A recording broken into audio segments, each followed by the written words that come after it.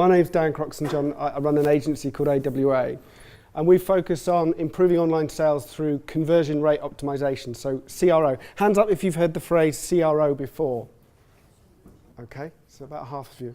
And when we start working with people, initially they have huge frustrations, and that frustration is principally around their online sales. So I just wanted to show you this. This is one of our clients talking about his frustration.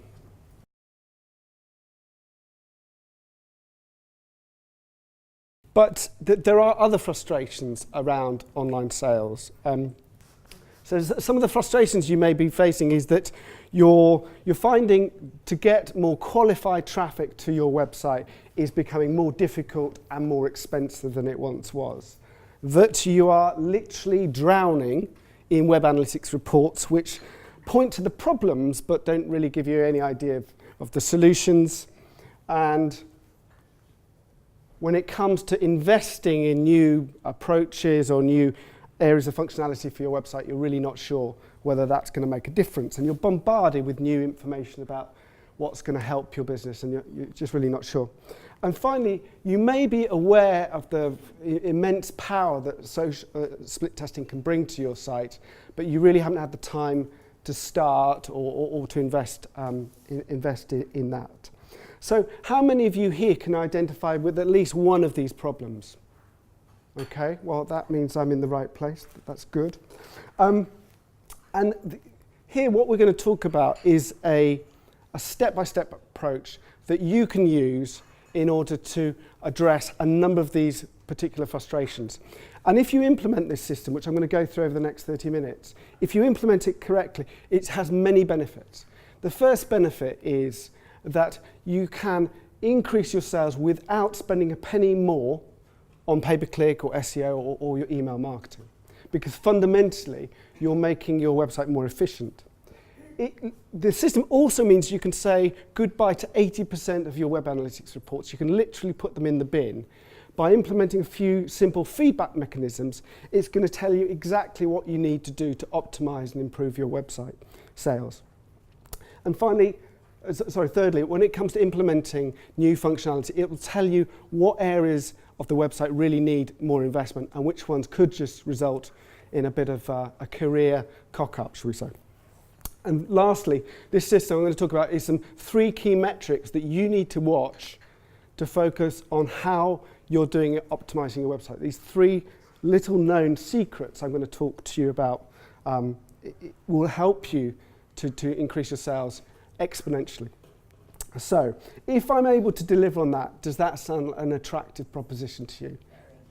Raise your hands. Great. Okay. So, conversion rate optimization superstars. So, what are conversion rate optimization superstars? Companies like John Lewis and Argos and so on. But what they do is 4 things. Firstly, they split test. They split test often. And then when they win big, okay? So when it's a positive split test, they do extremely well. And what we find is this. Very few people are doing split tests. They're clearly not winning, and the uplift is negligible. So unfortunately, nothing ventured, nothing gained. And when we ran an event recently, and we had some of the biggest retailers in the room, and I looked at all their websites before they came along, and only 25% of them had any kind of split testing tool on the site in the first place. So many of the people that we talk to start here. And it's odd because eConsultancy says the number 1 tool in order to optimize your website is split testing. So this is what we find when we do start to work with people, is those people doing nothing get nothing. But those people, generally speaking, who are doing some split testing are doing 1 every 2 months. They're having a win rate of 40%, which means 40% of their split tests are positive, they're not inconclusive, or they're not negative. And when they do produce an uplift, it's around 5% of sales. Okay? So, but moving from one to the other, that's good. That's a 12% uplift in your sales already. So, but let's look at what impact a 20% improvement would make. And I'll show you how you can do this throughout this presentation. So firstly, you move from 6 tests a year to 7, 48% win rate, but just 6% when you do successfully do that. But that's the sales uplift that you get. And overall, you're improving your effectiveness by 73%. So these are the 3 numbers that you need to be watching once you start a conversion rate optimization program. This is our system, and I'm going to be talking about how we use this system, how you can use many of the things that we use to apply to your own site and go away today with some things that you can do on your return to the office. So, the right mindset for I don't know, and this is where we really have to start, is I don't know. These 3 words, I don't know.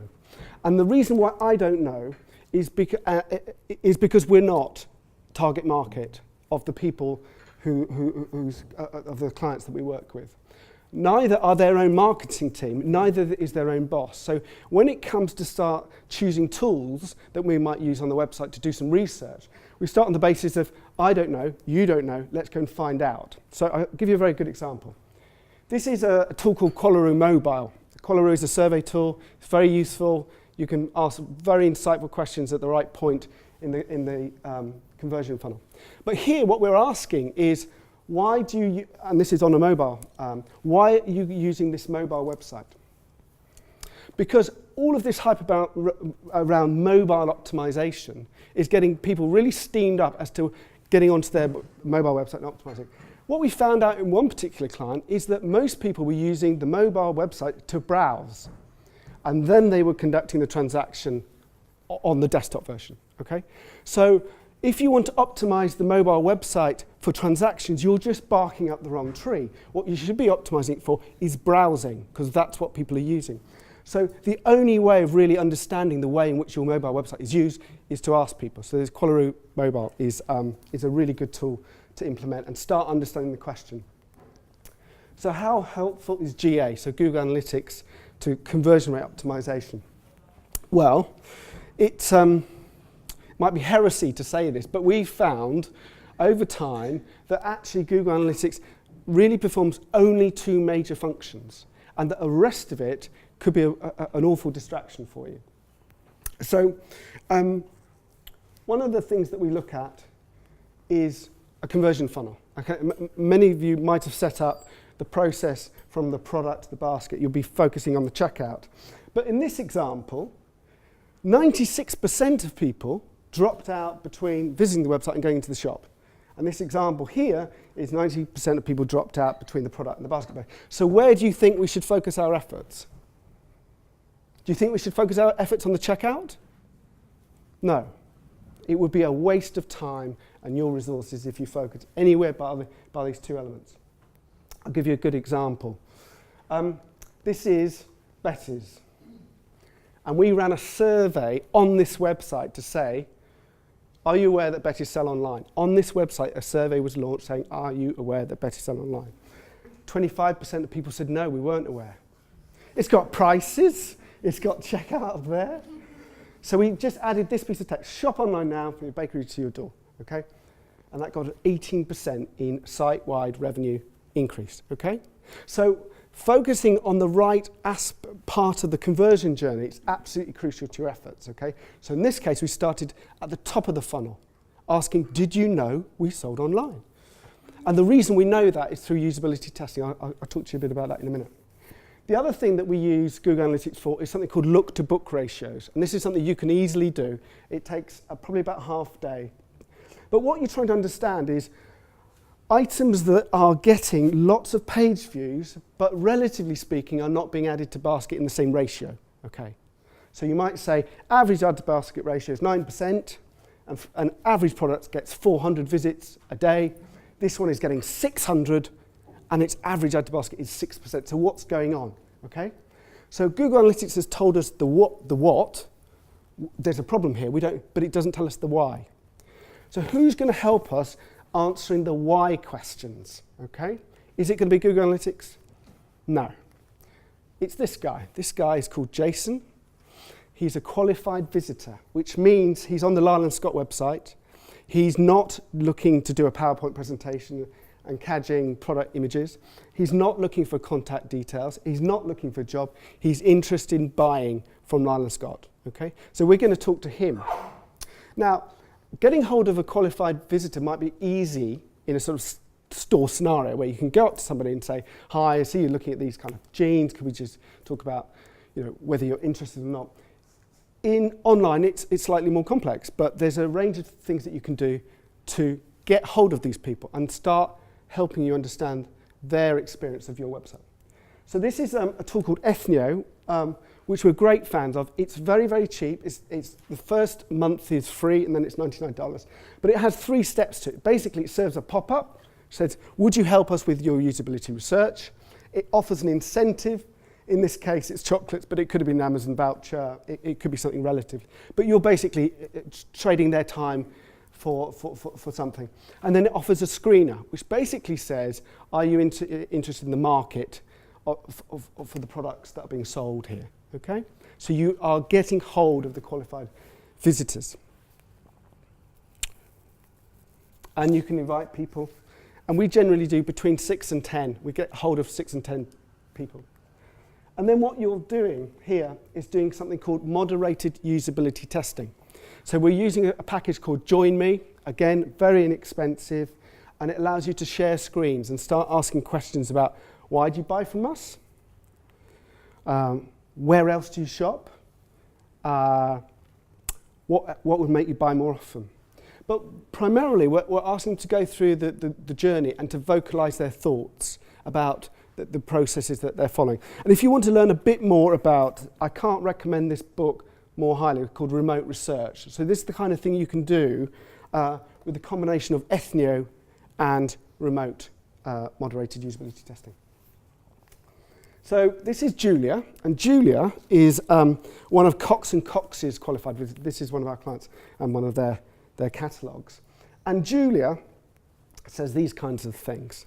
I love the fact that when I buy something from Cox & Cox, all my friends seem to tell me what great taste I've got. Okay? So her cognitive payoff is that she's getting some sort of satisfaction from people seeing these nice things that she's bought around the house. And this cognitive payoff, we see the insight from that again and again in the case study. So here's an example of the kind of things that you can spot using usability testing and surveys. So this is the control, this is their navigation. There's a number of things wrong with that, is that the sale room is promoted. In fact, it doesn't contribute greatly to overall sales. It, confusingly, home might take you to the home page, or actually what it does is take you to the indoor living section of the website. And also there's no bestsellers, so you in Catalogue Land know exactly the value of having bestsellers up there. And this is the variant, so we de-emphasised the sale room, brought indoor living and got the homepage link, and that got 7.2% uplift in revenue per visitor. Okay, revenue per visitor is far more important than conversion rate, because RPV is about conversion rate and average order value. Okay, we've seen in a number of tests where the conversion rate went down, but the average order value went up, and overall it was worth rolling out the test.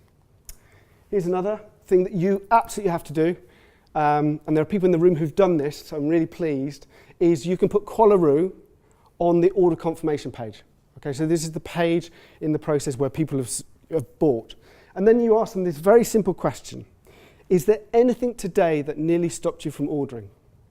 Because the answer to that question will be a problem that many of the people who didn't reach that page will have faced, and for whom it was too great a struggle, too great an obstacle to overcome. So use Qualaroo, put that on the order confirmation page, and see what people start to tell you about the issues that they're having. We talked about mega menus. Everybody says you should have a mega menu. Well, maybe, maybe not. We've tested it. It's not true in this case. We sorted out some issues with this one in the sense it was obliterating the screen when you used it. The variant didn't, and that got a 13% uplift. I'm going to tell you a bit about, has anybody seen heat maps? Okay, heat maps are great. Crazy Egg is the kind of tool that I would recommend you use. But there's this great thing called List Report on the right-hand side, and it's very rarely used. But one of the interesting things about the List Report is you can start to see the clicks on every single link on the website, on the particular page. If you've got carousels, you know the things, the sort of sliders, won't feature here. It won't be picked up, whereas it will be picked up in here, okay? So the list report is really handy to then tie that to the value of the transactions that then follow from that link. And you can start to use this list report to optimize the navigational structure, to see which ones should be at the top and which ones should be further down the bottom. So these are some of the navigational improvements we made. Based on the list report, we reordered that. We got rid of the mega menus. We redid this top navigation because of the issues that we'd come across in usability testing, and that got a 27% uplift in revenue per visitor. So when you do all this usability testing, all this stuff, you've all these possible website improvements that you could make, but what's going to define you and your success is how well you segment these possible website improvements. So we have this thing called triage, which is very simply is those ones where there's weak evidence, and maybe just one person said it in a survey, we would disregard. Those ones where actually there could be something here, but we need to do more research, we park for the time being. There are some where you're considering putting together a range of improvements to make one big win, but primarily this is where you should concentrate your efforts on addressing the major conversion killers on your website. Because going back to earlier is resources are limited, time is of the essence, and if you focus on the wrong part of the funnel, you'll be wasting your time. Okay? So this is an example of triage. So at one stage, somebody suggested using a guest checkout for, or streamlining it. There was only limited evidence for that. So this is just an example of how we apply that. Product page distraction. So this is what else we learned is, it's maybe difficult to see. This, when it loaded, that product page, when it loaded, had delivery information expanded, which means suddenly your eye is drawn to delivery information. But because we interviewed many of the website visitors to this, we found out actually the number one question they wanted to answer was not how much does it cost to get delivered, but at some point they need to know that, but is it in stock? So we reordered that, and we basically put this message in stock, ready to ship, and that got an increase in revenue per visit of 6%. Product page optimization. So bear in mind these women like Julia get this massive cognitive payoff from decorating their home with some beautiful, tasteful things. There were two areas that we needed to focus on, one of which was copy. If there's any copywriters in the room, be pleased to hear me saying this, is that we rewrote the top 20% of products with beautifully crafted, benefit-led, specific copy relevant to that product. We also redid the imagery. We provided a template for how they shot the imagery. And that's the new version. And this got a 61% increase in revenue per visitor. Okay, so the combination of the navigation and the product page got 107%. So that's how you do it. Okay, it's really important to have a plan because first of all, when you start getting positive results, and we've seen this time and time again, somebody, probably your boss, starts saying, "Why don't we test this?" And then you feel that sort of crushing sense of oh, we're going to waste our time here. So having a plan as to what you're going to test is a really useful idea. It also means that when you've got the results, you can keep them for reference later on. And the other thing is that sometimes what you've done in the first test is proof that you can change people's behavior. The question then becomes, how much more could I change it? So actually the thing is not to go straight to test 2, but actually to see if you could extract more revenue uplift from sales test 1. Yeah. So you have two versions yeah. of it at the same time. Yeah. And then who do you send? Who sees what? It's a really good question. I'm going to come to it. Would that be okay? Yeah. So this is Lionel Scott. We got 2 uplifts. Category page. We found out that when you're in jackets and clothing, clearly what you want to do is filter by that size and colour. This is the way we had it. This is the way we tested it. So size and colour filters and the variations, that got a 19% uplift. and then free delivery offer testing. So we couldn't have the website with and without a free delivery offer. We had just on the basket page with and without to see what the difference would be. And that got a 35% increase. So I will come to your question about split testing. So the first thing you do, once you've got your hypothesis, is you start with a wireframe. And I'll tell you why this is really important. Is because actually you're going to go and get the people that you originally recruited from your usability testing, do you remember, via Ethnio, and you're going to ask them to review your wireframe because this is your new approach. And because you're using Balsamic, which is a very simple £80 kind of package, they are really critical. They'll give you some great feedback. You'll say to them, look, you told us about this problem, and this is our solution, how does it match? And they'll tell you very quickly whether it works or it doesn't. And you haven't expended much time, there's a lot of design in there. So we start with a creative and we create the wireframe. You gather feedback from usability testers.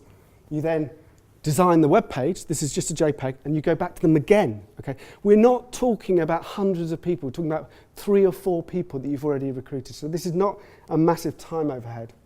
You then launch the split test, check it's all working, the website still functions properly as it should. Then you report the results, and then you decide whether you're going to stick on this test or continue for the next one in the queue or the plan. So this is. We haven't got shares in Optimizely, we just think it's great. It allows you to build a split test in its own development environment, okay? And 95% of our split tests are using Optimizely, but to the user, they just see one URL, okay? And you will be in variant A, and you'll be in variant B, and you'll always see variant A, and you'll always see variant B when you come back to the website, okay? Because you're cookied. So it's a really handy thing to use. Optimizely is priced quite competitively. The other one is Visual Website Optimizer. If you wanted to have a look at both, then I'd recommend making some comparisons. They like us because we won an award, so they sent us some cake. And to me, many of the objections that we face when coming to talk about split testing are about a fear of failure. A fear of failure in a number of ways. That you might be stupid, because these numbers are going to tell you something, whether your hypothesis was either right or wrong. I mean, that's an unfair characterization. I think Warren Buffett was the one that said, you either win or you learn, okay? So even the top optimizers will have times in which a hypothesis is refuted or they've lost. It's not useful to think in those terms. But split testing does involve resources, and in many cases, you may fear that you might upset your customers with your new variation. And it's also the fear of the unknown. So I would face the fear and do it anyway.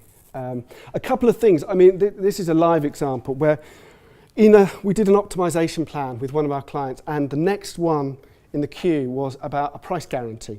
Okay, and the price guarantee would say we'll match the prices that your competitors have. And because we'd done quite well on the first test, they said, and we had a guarantee. We had a guarantee that if we didn't hit 15%, we had to give the money back, okay? We've done the 15%, so the children are going to be fed this evening. And what that meant is that we were saying, come on, let's be bolder. And they said, no, you've done the work. And what we found out when we did launch this price guarantee is it didn't work. It was inconclusive. In fact, what we actually learnt was they had a view that their customers were very, very price sensitive. That was the only thing that really mattered was the price of their product. In fact, what we proved is actually that they're price inelastic or price insensitive. So those learnings are always there if you look for them. So here's 11 ways to guarantee CRO success at Christmas, because it's coming up. Is firstly, learn to say I don't know. Is really important because it helps you to understand the kind of tools that you might go about using. Focus on the key drop-off points in your journey. Don't go, well, of course we should focus on the checkout because that's where everybody goes. Maybe not. Understand the visitor intent, especially if you're optimizing mobile websites, because it may be the case that people are using it for browsing rather than buying, and therefore your optimization effort is different. And answer the why question. So Google Analytics is great for the what, but why are you doing that? Why are they dropping off? Run moderated usability sessions. use a clear process to prioritise your improvements, have a plan for tests, but be willing to bring out further split tests, and use balsamic for wireframing, and invest in really good copy. Okay, copy can really, really help. Got some examples there. Get your qualified visitors to fine-tune your split tests and the creative, and then use Optimizely to develop and test variations without extra code. So to your point or question is that because you're using Optimizer, you're not asking your website development team to create a new version. You're actually creating it in Optimizely and then serving it. And feel the fear and do it anyway. So this is what it looks like, going from average to expert. So this is average. So if you go to expert CRO, this is the kind of potential that you could see. So you running one test a month, your win rate has gone to 60%. The average uplift on a per split test is 10%. So that's a very healthy improvement in sales. Sorry, that's wrong. And an improvement in your overall effectiveness. So that should say increase in annual sales. So this is us. This is the kind of ROI we generate, and we have a little calculator in your bags about our guarantee of 20%. A couple of things to say, what you should do next. I speak very quickly, and you may not have noticed all of that down. So if you're interested in getting a copy of the slide deck and the transcript, so you can put down your pens now, see me and put your business card in this funky orange funnel in the break, okay? That would be useful. And also, if you're interested in really understanding how CRO could apply to your business, we're willing to make you an offer, which is, if you're interested and you want 30 minutes of our time, then there's a form that you need to fill in. We will work with you to understand how you, not us, but how you could put these things in place, the tools you need, optimized and tailored to your business. So if you're interested in that, see me afterwards to fill out a form. There's a couple of provisos, which is, one, you have to be serious about this, okay? Our time is very valuable and we really want you to implement it. You should be turning over 2 million, and unfortunately I can't do it for any more than 3 of you, so otherwise we'll do a ballot. But I hope that's been really valuable. So if you're interested in the transcript, see the orange funky funnel. If you're interested in having a conversation, 30-minute call with one of our team, then fill out a form and we'll schedule that in. So hopefully that's been useful, and have a good rest of the day.